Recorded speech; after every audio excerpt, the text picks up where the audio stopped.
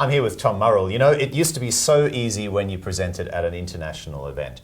You went along, maybe you had PowerPoint slides, maybe not. You just stood on the stage and talked to everybody. Everybody understood you. Nobody was looking at their mobile phones, and the people at the back of the room weren't falling asleep. Tom, all of that's changed. Tell us firstly what your experience is with your international speaking engagements, how audiences react in different countries now. We're seeing the globalisation of messages, and we're still seeing messages presented face-to-face at conferences, conventions and events. We don't think that's going to go away.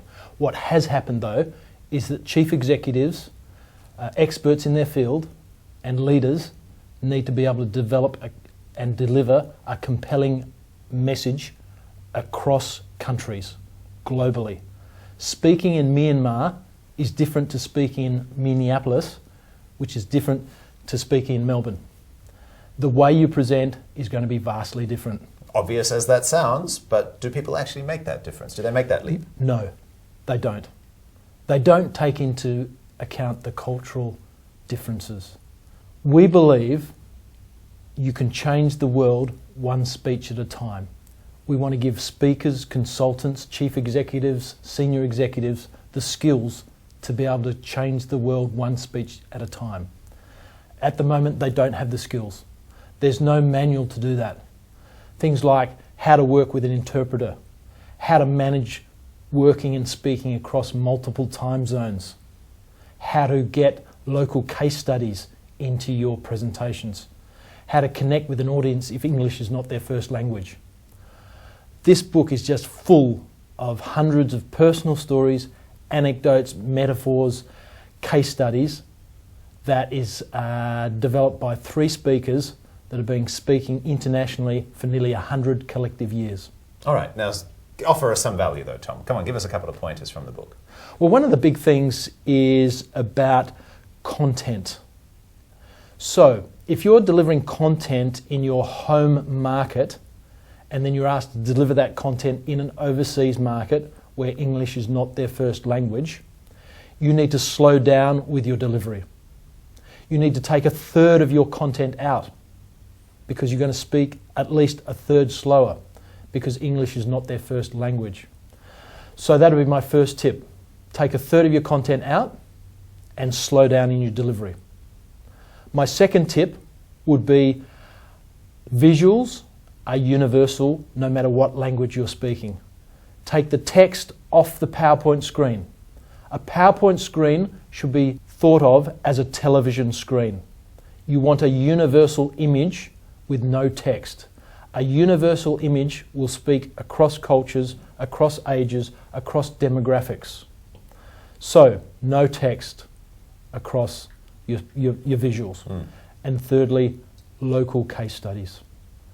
When you're speaking in an overseas market, locals love that. I'll never forget a big keynote presentation I gave in Ho Chi Minh City at a big international convention, at a big 5-star international hotel. There were speakers from the US, France, the UK, Malaysia, Singapore and Australia. I was talking about branding and the fact there hadn't been a truly global Vietnamese brand that had been developed yet. And I talked about those very strong visual images of the end of the war, where the tanks rolled over the gates at the palace. And I talked about the fall of Saigon in that moment of time. After I delivered my keynote, someone came up to me afterwards and said, "Tom, you've got that story all wrong in terms of the locals' view. It's not the fall of Saigon, it's the liberation of Ho Chi Minh City." That was a major cultural blunder that impacted on my reputation and my standing with that Vietnamese audience. I completely blew it. Completely got it wrong. It's those sort of cultural sensitivities that are going to impact your ability to deliver a message in multicultural markets. So, how do you deliver your message to a global audience? This book will show you how.